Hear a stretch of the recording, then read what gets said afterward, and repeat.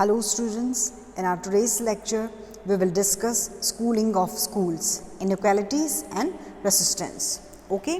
आज के हमारे लेक्चर का टॉपिक है जो स्कूल एजुकेशन है उसमें जो फीमेल है उनके लिए क्या इम्पॉर्टेंट एफर्ट्स लगाए गए हैं, स्कूल एजुकेशन जो होती है उसका जो गर्ल्स होती है उनके लिए इम्पॉर्टेंस क्या है, दैन फिर हम देखेंगे कि क्या क्या उनके एजुकेशन से रिलेटेड ऑब्स्टेक्ल्स आते हैं, फिर हम देखेंगे कि जो गवर्नमेंट है उन्होंने क्या एफ़र्ट लगाए हैं ये जो इश्यूज़ हैं गर्ल्स से रिलेटेड या जो एक्सक्लूजन है उनके लिए. ओके, प्रीवियस जो हमारा लेक्चर था उसके अंदर हमने जेंडर पावर एंड एजुकेशन से रिलेटेड 4 थियरीज़ को डिस्कस किया था. आज हम स्कूलिंग ऑफ गर्ल्स जो है उससे रिलेटेड जो कंसेप्ट है उसके बारे में डिस्क्राइब करेंगे. ओके, हम ये देखते हैं कि ये जो एजुकेशन है ये फ़ीमेल जो होती है उनकी लाइफ में इम्पॉर्टेंट रोल प्ले करता है ना.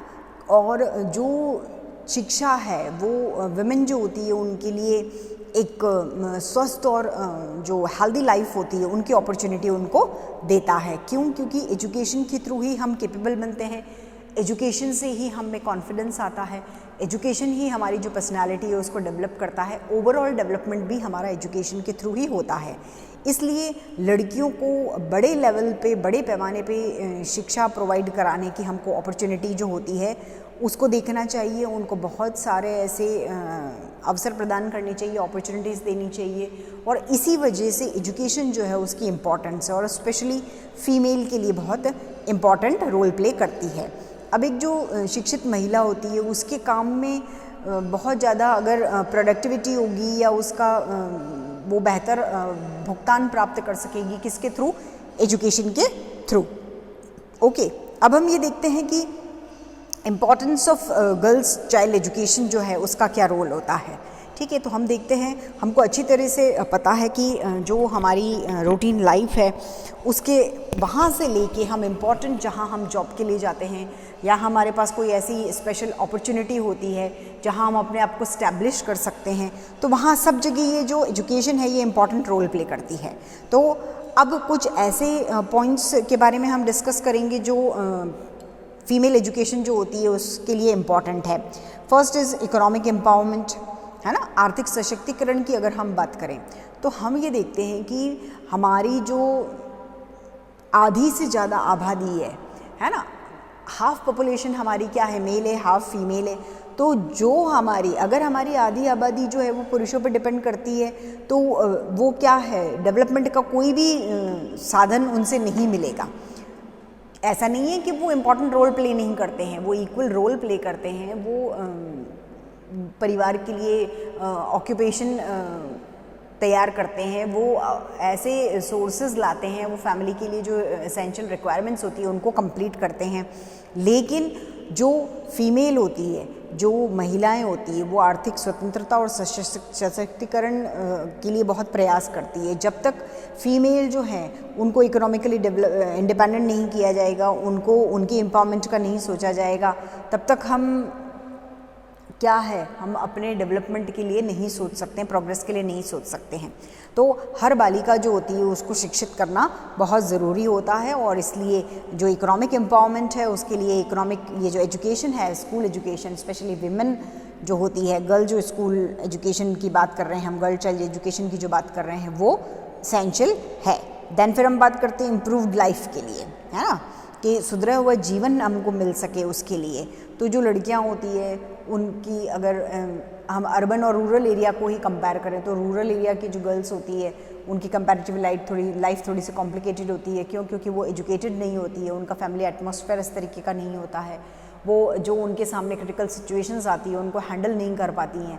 लेकिन अर्बन एरियाज़ की जो लड़कियों की अगर हम बात करें तो रूरल एरिया के कंपैरिजन में अर्बन एरिया की सिचुएशन थोड़ी सी हटके है. वहाँ पे फ़ीमेल एजुकेशन जो है उसका रेट हाई है.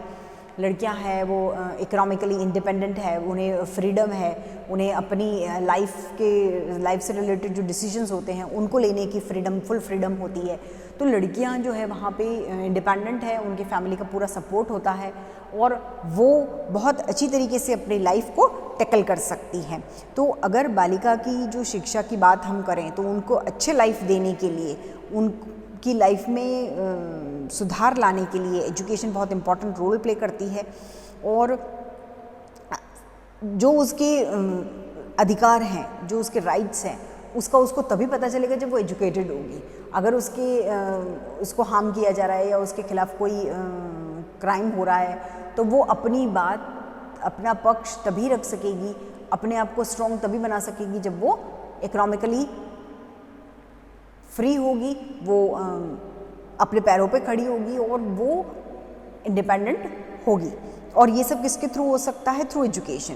तो उसकी लाइफ में एक जनरल जो चेंज आएगा वो किसकी वजह से आएगा? एजुकेशन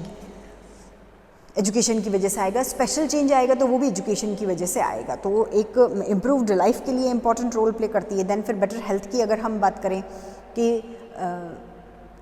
खुद का इंडिविजुअल स्वास्थ्य और परिवार के स्वास्थ्य की अगर हम बात करते हैं तो एक जो कैपेबल लेडी होगी वो अपने स्वास्थ्य के लिए, अपने बच्चों के स्वास्थ्य के लिए और अपने पूरे परिवार के स्वास्थ्य का तभी ध्यान रख पाएगी, उसकी इम्पोर्टेंस तभी समझ पाएगी जब वो एजुकेटेड होगी। लड़कियों के लिए वो मोटिवेशन का काम करेगी, है ना। और कुछ ऐसे लोग होते हैं जो आदर्श प्रस्तुत करते हैं, आइडल रोल प्ले करते हैं। पढ़ लिख के हम अपना और अपनी फैमिली के हेल्थ का सोच सकते हैं। क्योंकि अगर हम एजुकेटेड नहीं हैं तो हम जो हमारी रूटीन लाइफ है उसके अंदर भी और हमारी जो हेल्थ से रिलेटेड जो प्रॉब्लम्स होती है उनको भी हम समझ नहीं पाते हैं। हम सोसाइटी में स्टैब्लिश नहीं हो पाते हैं। हर जगह देखा जाए तो क्योंकि अगर हमारी हेल्थ अलाउ करती है तो हम सब काम कर सकते हैं, हम कैपेबल हैं। अगर हमारी हेल्थ अलाउ नहीं करेगी तो हम अपने आप में वीक फील करते हैं, हमारी जो थिंकिंग है, हमारी जो कैपेसिटी है वो बिल्कुल डाउन हो जाती है। तो उसको इस्टेब्लिश रखने के लिए हेल्थ स्ट्रॉन्ग होना बहुत ज़रूरी है। और हेल्थ स्ट्रॉन्ग तब होगी जब हम अपने आप में अवेयर होंगे, हम एजुकेटेड होंगे, हम हेल्थ की इम्पोर्टेंस समझेंगे। Okay, now then next is money by interest.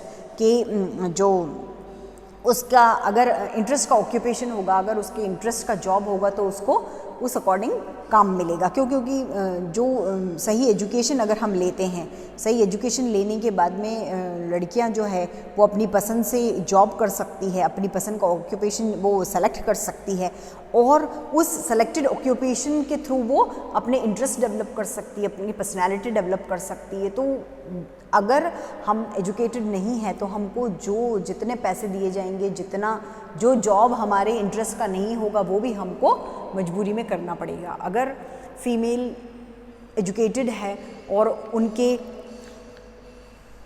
Perfectly educated है, जिस जॉब के लिए जो एसेंशियल रिक्वायरमेंट्स है वो फुलफ़िल करती है तो वो उसके साथ में तैयार रहेंगी और उनको अपनी इच्छा से जो पुरुष होते हैं उनके समान ऑक्यूपेशन मिल जाएगा, उनको फ्रीडम होगी और वो अपनी जो लाइफ है उसको बहुत इंडिपेंडेंट स्पेंड कर सकेगी। ओके, नाउ नेक्स्ट फिर हम ये देखते हैं कि इम्पोर्टेंस टू द फैमिली, कि जो परिवार है उसके लिए क्या इम्पॉर्टेंट है। तो बालिका शिक्षा जो है उसका परिवार के लिए भी इम्पॉर्टेंट रोल होता है, परिवार में भी महत्व होता है। क्योंकि ये कहा जाता है कि अगर एक पुरुष पढ़ता है तो वो सिर्फ अपने आप में एजुकेटेड होता है, लेकिन अगर एक लड़की पढ़ती है तो वो पूरे परिवार को शिक्षित करती है। क्योंकि वो एजुकेटेड होगी, वो अपने बच्चों को पढ़ाएगी, वो फैमिली में इम्पॉर्टेंट रोल प्ले करती है, वो परिवार संभालने के साथ साथ बच्चों को संस्कार, शिक्षा, ये सब कुछ भी तैयार करवाती है। क्योंकि पिता जो होते हैं उनका इम्पॉर्टेंट रोल होता है, माता का भी होता है। पिता जो होते हैं वो व्यवसाय के लिए जाते हैं, जॉब वगैरह, हमारी जो रिक्वायरमेंट्स होती है उनको कंप्लीट करते हैं। लेकिन जो माँ होती है, एक लेडी होती है घर के अंदर, वो परिवार की देखभाल करती है, वो पूरी फैमिली को स्ट्रॉन्ग बनाती है। उनको परिवार के जो बच्चे होते हैं उनको संस्कार देना, उनको पढ़ाना, वो सब उसकी रिस्पॉन्सिबिलिटी होती है। इसलिए ये कहा जाता है कि एक अगर महिला पढ़ेगी तो वो पूरे परिवार को शिक्षित करती है। तो इसलिए इम्पॉर्टेंट रोल है इसका। क्योंकि अगर एजुकेशन जो है वो खुद तक ही सीमित रह जाए तो उसका क्या फ़ायदा है।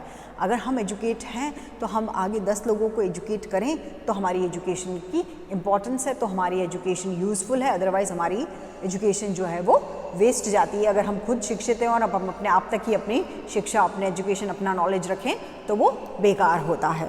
दैन फिर बात करते हैं हम इम्पॉर्टेंस टू द सोसाइटी, कि समाज जो है उसके लिए भी एजुकेशन, महिला की एजुकेशन जो होती है वो इम्पॉर्टेंट रोल प्ले करती है, क्योंकि सोसाइटी के अंदर जितनी भी ये जो अंधविश्वास, कुरीतियाँ फैली हुई है उनको रोकना सोसाइटी का काम तो है ही, लेकिन फीमेल का खुद का भी काम है। उसके अगेंस्ट जो काम होते हैं, उसकी इच्छा के विरुद्ध जो काम होते हैं, उसको नुकसान पहुंचाने वाले ऐसे कई रूल्स और रिचुअल्स जो बने हुए हैं, तो जब तक फीमेल अवेयर नहीं होगी, जब तक गर्ल चाइल्ड एजुकेशन को बढ़ावा नहीं मिलेगा, जब तक गर्ल जो है वो एजुकेटेड नहीं होगी, तो वो अपना क्या नुकसान हो रहा है, उसको क्या हार्म हो रहा है, सोसाइटी में उसके क्या राइट्स हैं, फैमिली में उसके क्या राइट्स हैं, उसको क्या क्या इम्पॉर्टेंट रोल है जो उसको मिल सकते हैं। तो इस तरीके से वो सोसाइटी में किस तरीके से अब सोसाइटी के अंदर जो प्रॉब्लम्स हैं, सोसाइटी के अंदर जो गलत रिचुअल्स चल रहे हैं, अगर बच्ची पढ़ी लिखी नहीं है तो परिवार को वो कहाँ किस तरीके से समझाएगी। अगर उसको छोटेपन में उसकी शादी की जा रही है, बाल विवाह किया जा रहा है, तो उसे भी समझ नहीं होगी, परिवार वालों को तो समझ नहीं है लेकिन उसे भी समझ नहीं होगी, तो वो उसके साथ जो कुछ गलत हो रहा है उसको होने देगी। अगर वो एजुकेटेड होगी तो वो उसे पता होगा कि ये जो चाइल्ड मैरिज है ये क्राइम है, तो वो अपने फैमिली वालों को भी समझा सकेगी, फैमिली मेम्बर्स को भी इसके लिए अवेयर करना पड़ेगा। तो ये सारी जो सिचुएशंस हैं वो सोसाइटी जो है वो इसके अंदर इम्पॉर्टेंट रोल प्ले करती है। तो इस तरीके से जो बालिका शिक्षा है उसकी इम्पॉर्टेंस हम फैमिली में देखें, हम सोसाइटी में देखें, हम हमारी इकोनॉमिक लाइफ में देखें, हम हमारी सोशल लाइफ में देखें, हमारी हेल्थ के लिए देखें, है ना, हमारे ऑक्यूपेशन वगैरह जो है उनके लिए देखें, तो इन सब में इम्पॉर्टेंट है एजुकेशन। तो बालिका शिक्षा जो है उसकी इम्पॉर्टेंस बहुत ज़्यादा है और उसकी एजुकेशन से रिलेटेड कंसेप्ट जो हैं उनको ही हमको आगे बढ़ाना है। दैन फिर हम बात करते हैं कि कौन कौन से ऐसे ऑब्स्ट्रैक्ट्स होते हैं जो गर्ल एजुकेशन के लिए होते हैं और वो कौन कौन से ऐसे बाधाएं हैं जो उनके रास्ते में आती है। तो फर्स्ट हम देखते हैं कि negative thought of the family, कि परिवार जो होता है, फैमिली जो होती है, उसकी जो नेगेटिव थिंकिंग होती है, मींस के rural area, specially rural areas में ऐसा होता है कि गांव के लोग हैं तो वो ये सोचते हैं कि बच्ची को पढ़ा के क्या करेंगे, वो उसकी शादी कर देंगे, वो परिवार नए परिवार में जाएगी और अगर उसे पढ़ाया जाएगा तो उसकी एजुकेशन पे खर्चा होगा, तो उसकी शादी किस तरीके से करेंगे, अगर उसे ज़्यादा पढ़ा दिया तो उसके लायक लड़का नहीं मिल पाएगा तो हम उसकी शादी किस तरीके से करेंगे। ऐसी जो सिचुएशंस हैं, ऐसे जो फैमिली के जो नेगेटिव थॉट्स हैं उनकी वजह से क्या होता है, और फिर ये भी सोचते हैं कि लड़कों को पढ़ाएंगे तो फ़ायदा होगा, वो जॉब करेंगे, हमें हेल्प करेंगे, लड़कियों को पढ़ा के कोई फ़ायदा नहीं है। तो ये सारी जो सिचुएशंस है वो नेगेटिव होती हैं और वो परिवार जो होता है, परिवार की थिंकिंग जो होती है, परिवार के जो नेगेटिव थॉट्स होते हैं उनकी वजह से ये जो लड़कियाँ होती हैं इनके एजुकेशन में इस तरीके के ऑब्स्टैकल्स हमको देखने को मिलते हैं। दैन फिर हम बात करते हैं नेगेटिव थॉट ऑफ सोसाइटी, कि समाज जो है, समाज भी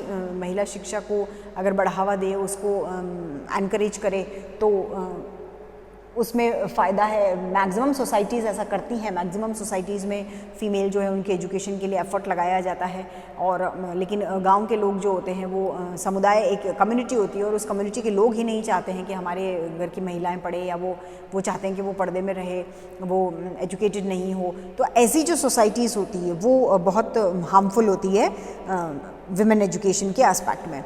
अब अगर ऐसी जो सोसाइटियां हैं तो अगर वो समाज या वो ग्रुप जो है वो अगर महिलाओं को शिक्षा से वंचित रखेगा तो समाज का कितना नुकसान होगा, उस ग्रुप का कितना नुकसान होगा, उससे वो अवेयर नहीं होते हैं। दैन फिर हम बात करते हैं पॉवर्टी की, कि गरीबी एक मेन ऑब्स्ट्रैक्ट है। क्यों? क्योंकि अगर परिवार में पैसा नहीं होता है तो वो, अगर परिवार में एक लड़का और एक लड़की है तो स्पेशली वो लड़के को पढ़ाने पे ही जोर देते हैं, क्योंकि वो लड़कियों की एजुकेशन को इम्पॉर्टेंट नहीं देते हैं। वो ये समझते हैं कि लड़कियां एजुकेट नहीं भी होगी तो चलेगा। तो ये सारी जो सिचुएशन है, फिर कहीं ऐसा होता है कि ऐसा नहीं है कि हर जगह पेरेंट्स नहीं पढ़ाना चाहते हैं, कहीं पेरेंट्स पढ़ाना भी चाहते हैं बच्चियों को, तो वो इतने गरीब होते हैं, इतने लाचार होते हैं कि वो उनके पास पैसे, फ़ीस के पैसे नहीं होते हैं, या प्रॉपर बुक्स वगैरह के पैसे नहीं होते हैं, या वो इतने गरीब होते हैं कि बस फैसिलिटी नहीं है तो वो उनको बस और ट्रेन और इनमें आने जाने के पैसे नहीं दे सकते हैं। तो ये सारी जो सिचुएशंस होती है, ये गरीबी जो है, ये एक बड़ी बाधा है जो बालिकाओं की शिक्षा है उसके अंदर।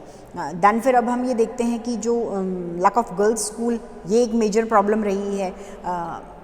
अभी के दिनों में तो गवर्नमेंट बहुत एफर्ट लगा रही है और बहुत काम किया है गवर्नमेंट ने इस वे में, लेकिन पुराना टाइम जो रहा उसके अंदर, और स्पेशली अभी कुछ इंटीरियर ऐसे गांव हैं, ऐसे ट्राइबल एरियाज़ हैं जहाँ पे अभी भी स्कूल, गर्ल्स स्कूल नहीं है। तो कुछ पेरेंट्स ऐसे होते हैं जो कोएड में, स्पेशली जो रूरल एरियाज़ वगैरह होते हैं या अनएजुकेटेड जो फैमिलीज़ होती है, वो कोएड में अपने बच्चों को नहीं पढ़ाना चाहते हैं। वो ये सोचते हैं कि कोएड में पढ़ाने से हमारे बच्चों के संस्कार ख़त्म हो जाएंगे या नुकसान होगा, तो वो इस डर से नहीं पढ़ाते हैं, या लड़कियां खुद ही डर से स्कूल्स नहीं जाती हैं, या उनके प्रॉपर फैसिलिटी नहीं होती है फीमेल के लिए, तो वो स्कूल नहीं जाती हैं। तो स्पेशली जो गर्ल्स स्कूल होते हैं उनकी अगर कमी है तो आसपास का जो एरिया होता है उसके अंदर लोग वहाँ अपने बच्चों को एडमिट नहीं कराते हैं, एडमिशन नहीं करा पाते हैं। और अगर बहुत दूर स्कूल है तो दूर की वजह से भी ऐसा है कि गर्ल्स स्कूल है लेकिन बहुत डिस्टेंस पे है, तो मेजर प्रॉब्लम होती है। तो इस वजह से भी वो स्कूल में अपने बच्चों को एडमिशन नहीं करा पाते हैं। तो एक मेजर प्रॉब्लम जो है वो ये भी है कि प्रॉपर अलग से गर्ल्स स्कूल जो है उनकी फैसिलिटीज़ नहीं हो पाना, तो उसकी वजह से भी एजुकेशन में दिक्कत आती है। दैन फिर हम देखते हैं कि shortage of female teachers, maximum ये होता है कि पेरेंट्स ये चाहते हैं कि टीचर्स जो हों वो फीमेल हो, फीमेल स्कूल के लिए, फीमेल गर्ल्स स्कूल के लिए। लेकिन अगर मेल स्टाफ मेंबर्स होते हैं तो भले ही वो अफेक्शनेट हो, भले ही वो बच्चों को बहुत अच्छी तरीके से पढ़ाएं, लेकिन पेरेंट्स के मन में एक डर रहता है और वो इस रीज़न से भी, इस डर से भी वो उनको स्कूल नहीं एडमिशन कराते हैं। तो मैक्सिमम ऐसे ग्रामीण इलाके हैं, मैक्सिमम ऐसा एरिया है जहाँ पे महिला शिक्षिका जो होती है उनकी कमी होती है। तो महिला शिक्षिकाओं की कमी की वजह से भी मैक्सिमम फैमिलीज़ जो होती है वो अपने बच्चियों को स्कूल में एडमिशन नहीं कराती हैं, उनको एनरोल नहीं करा पाते हैं। तो ये एक दिक्कत आती है।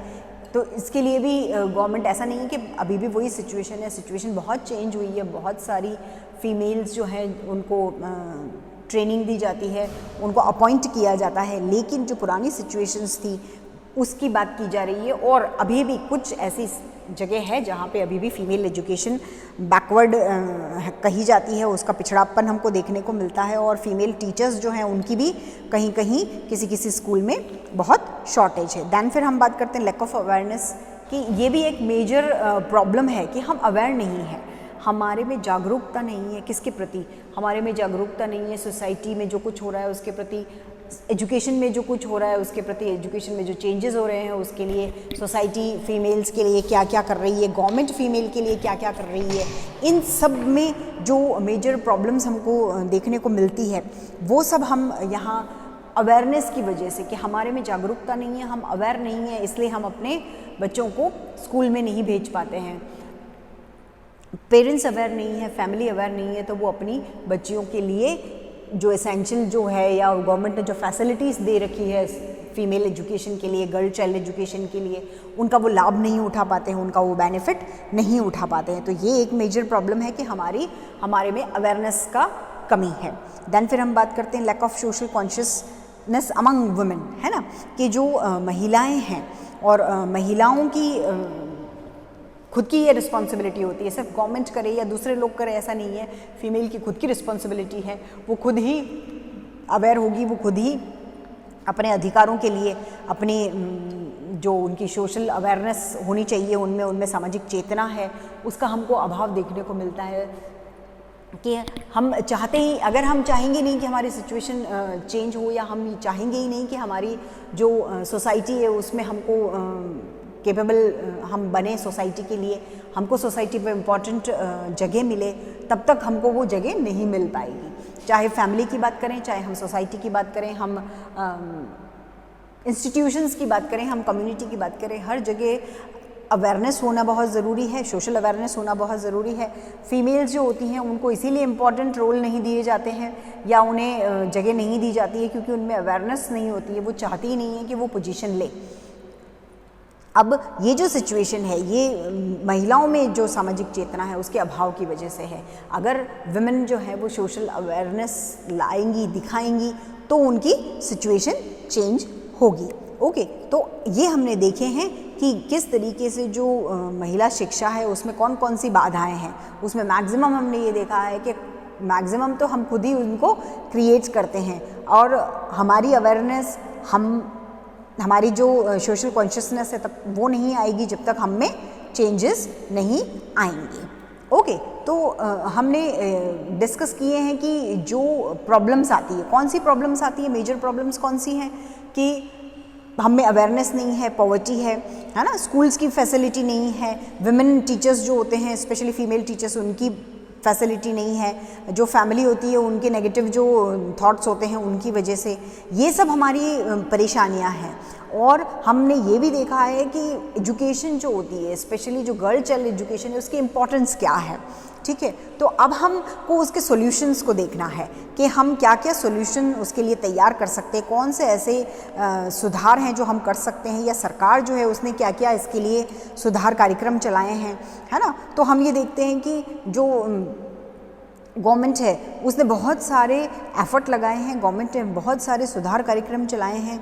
वो हमने प्रीवियस जो लेक्चर्स रहे उनके अंदर भी डिस्कस किया है, इसलिए बहुत ज़्यादा डिस्क्राइब में डिस्कस नहीं किया जाएगा कि गवर्नमेंट क्या क्या एफर्ट लगा रही है। हमने देखा है कि बालिका समृद्धि योजना चलाई जा रही है, कस्तूरबा स्कूल मिशन जो है वो चलाया जा रहा है ना, फिर साक्षरता मिशन चलाया जा रहा है, कस्तूरबा गांधी बालिका विद्यालय जो है वो योजना चलाई जा रही है। ठीक है, फिर हम कहें कि जो आपने नाम सुना हो कि सुकन्या समृद्धि योजना चलाई जा रही है। देन फिर हमने बात की थी बेटी बचाओ बेटी पढ़ाओ, ऐसे सारे प्रोग्राम्स गवर्नमेंट चला रही है बालिका शिक्षा के लिए। जो ड्रॉप आउट्स बच्चे हैं उनको भी वापस एनरोल करने के लिए एफर्ट लगाया जा रहा है। फिर जो CBSE है उसने भी जो स्कॉलरशिप है उसकी स्कीम चलाई है, ताकि जो ऐसे वंचित बच्चे रह जाते हैं, जो नीडी बच्चे हैं, उनको क्या मिल सके, सपोर्ट मिल सके। तो ये सारे जो एफर्ट है ये गवर्नमेंट लगा रही है, और गवर्नमेंट इसलिए लगा रही है ये सारे एफर्ट ताकि फीमेल एजुकेशन जो है उसको मोटिवेशन मिल सके। तो हम यहाँ ये देख रहे हैं कि जो स्कूलिंग है गर्ल्स के लिए वो बहुत इंपॉर्टेंट रोल प्ले करती है, और उसकी इनइक्वालिटी जो है उसको हमको तोड़ना है, उसको हमको ख़त्म करना है। और कुछ ऐसे इश्यूज़ रहे जिनके बारे में हमने डिस्कस किया, एंड देन फिर उनके लिए क्या क्या सुधार किए गए हैं, कौन कौन से ऐसे मुद्दे हैं जिन पे बात की जा सकती है, तो वो भी हमने डिस्कस किए हैं। और कौन से ऐसे मुद्दे हैं जिन पे सरकार एफर्ट लगा रही है, उनको भी हमने आज के लेक्चर में डिस्कस किया है। ओके, आज के लेक्चर के लिए इतना सफिशिएंट है, और आपकी थर्ड यूनिट जो है वो यहीं कंप्लीट होती है। Okay, thank you.